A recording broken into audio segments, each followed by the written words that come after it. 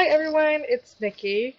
So as you guys can see in the title of this video, I'm going to be talking about I'm sorry for the shakiness. I'm going to be talking about my eating disorder. So I am asking that please do not be judgmental, guys. Please do not leave any harsh comments. It's already hard enough for me to talk about this and be open about it.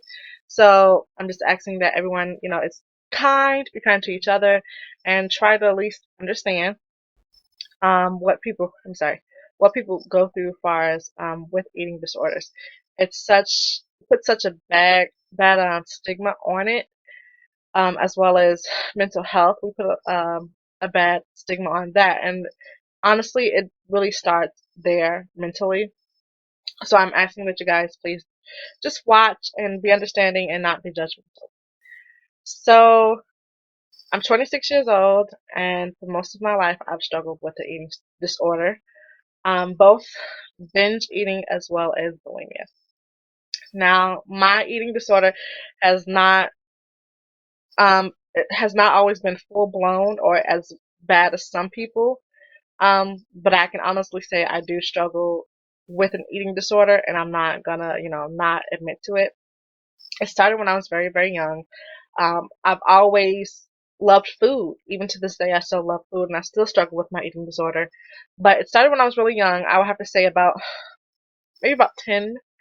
Um, I would eat in excess, just eat in excess because I could, and no one would really say anything to me about it. And eating was just a pleasurable thing for me. I love the way food tastes. It was just it was just great. It was just knowing that you have tons of food in the house and you can just eat whatever you want when you want. And I did. I honestly did. And my family used to make jokes about it. About, oh, Dominique was up at 2, 3, 4 o'clock in the morning eating ice cream sandwiches, and I did. I would sneak out of bed and go downstairs to eat ice cream sandwiches because that's what I wanted to do. And not only was I being greedy, but I enjoyed it. So as I got older, it didn't get better. It got worse. I continued to eat in excess all the time whenever I could. Um, Anytime I got some money, I would basically go to like the corner candy stores or go to like the little shacky type restaurants that we would have, or I still have in Chicago, like the little corner store restaurants probably isn't the best for you to eat, and they probably aren't using gloves in the back. I would go eat because those the best place those were some of the best places to eat basically. And um I would, and I did. And as I got older throughout grammar school, my eating got, even worse. And it got to the point where I was like pushing 200 pounds. And throughout this time period of me eating, I lived in a very dysfunctional household, and that's kind of the reason why I ate.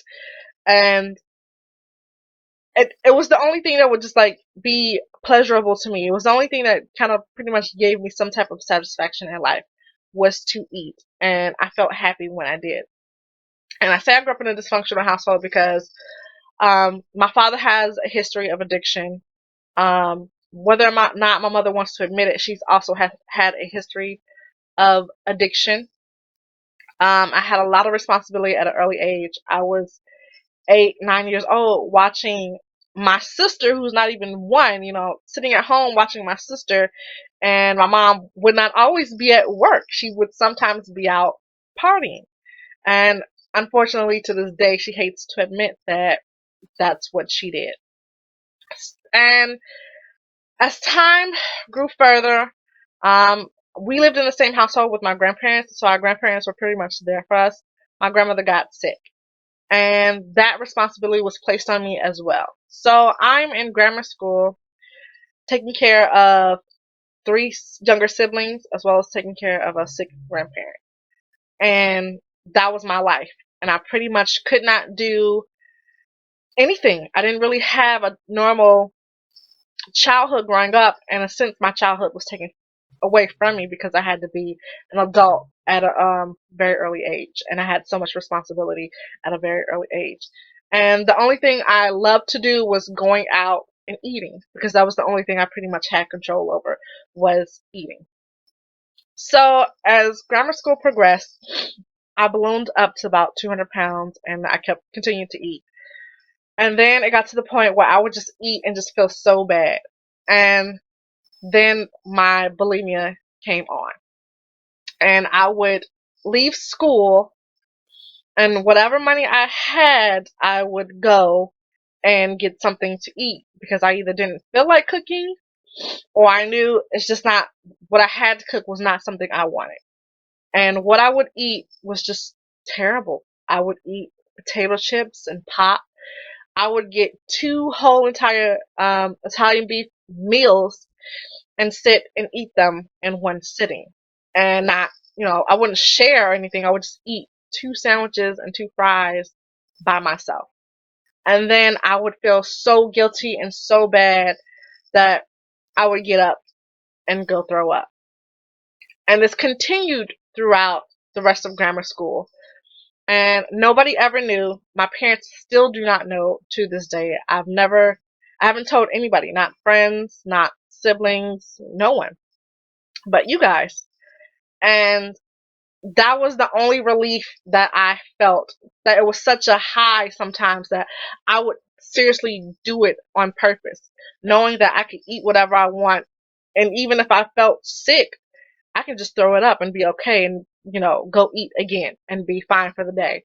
And I did. I continued to do it.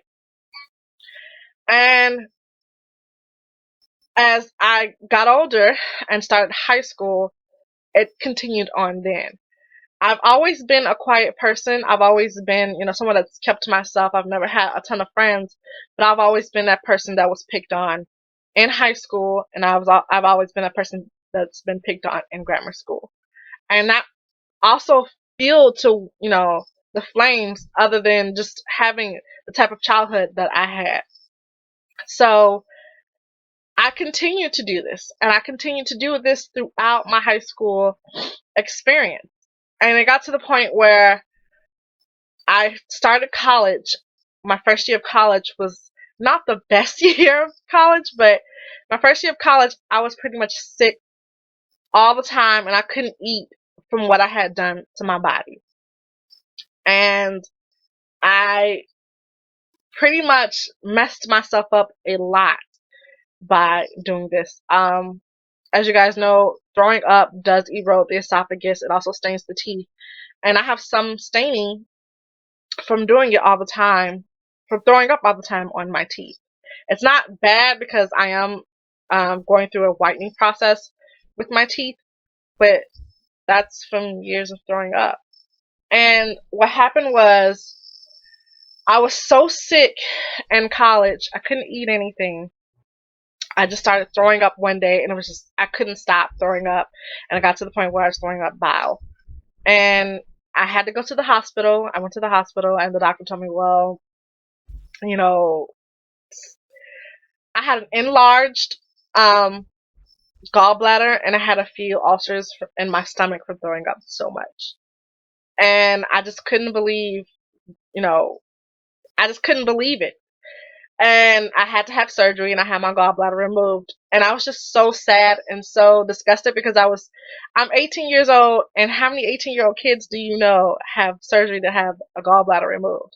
Yes, it's very common, but at the age of 18, and when I had the surgery, I didn't even tell my mom, and I didn't even tell, I didn't tell anybody. My friends knew, and I didn't even tell um, my parents the reasons why behind me having to have my gallbladder removed. My mom just assumes that it's something hereditary, and usually it is something hereditary, and it occurs usually sometimes after you have a child. Um, and I just got to the point where I was just so sick and tired of being sick and tired. I was so tired of feeling the way I felt. I was so angry with my life. I was angry at my parents. I felt in a sense that, really been unfortunate that I've lived the life I've lived, although I'm very blessed in so many ways. And I hate that so many of the problems I've dealt with could have been avoided in so many ways, which is why I strongly try to be the best parent I can be and try to not do the same things my parents have done, and I don't do the same things my parents have done because I don't want my son going through the same experiences. So I started to talk to someone about it. I went into a doctor's appointment and I started to talk to my doctor about it. And she was like, well, I mean, if you feel like you need help, then that's what you need to do. You need to find some type of help. I've never been one to want to go to counseling, although I probably should. I didn't go to counseling for my eating disorder.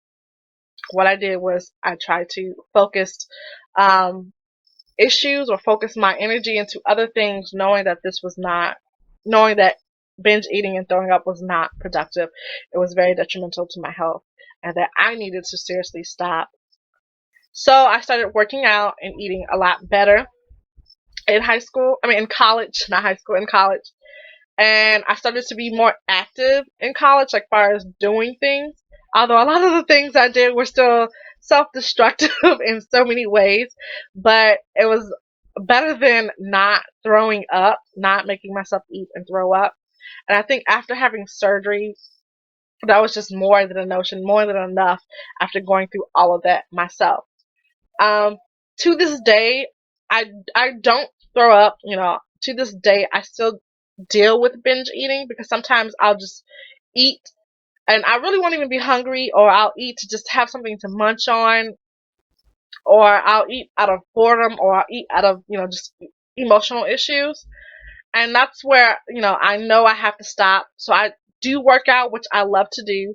It helps me not to overeat, and I like doing videos on YouTube, because I know not a lot of people watch them, but I do them because I know eventually someone's going to see it. Someone who's probably going through the same thing I'm going through will see it, and I want to look back and be able to say I was open and able to talk about this later on in the future.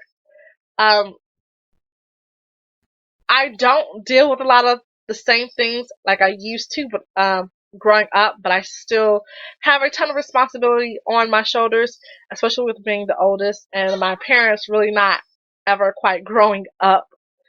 And it's something I've come to terms with, but I know I can't let it control my life.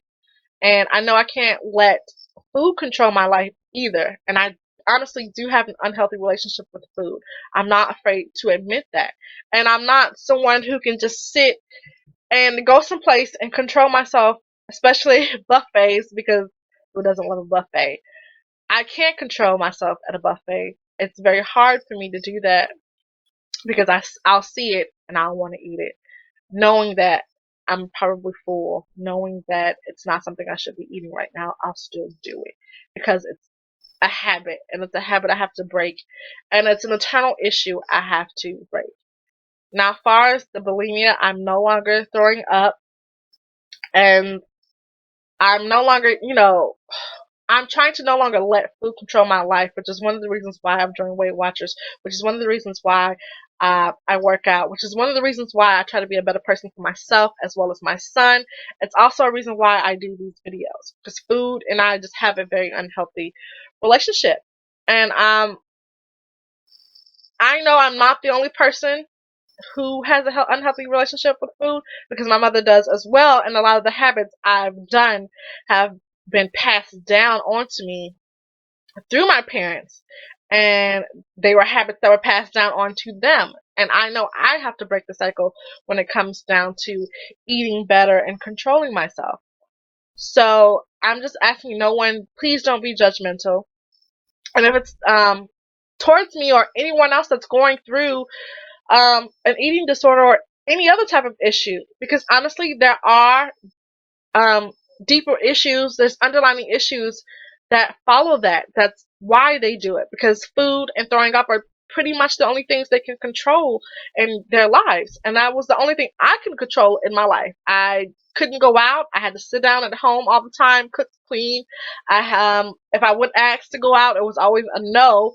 And food was the only thing I had control over, basically. I controlled what I ate, when I wanted to eat, how much I wanted to eat.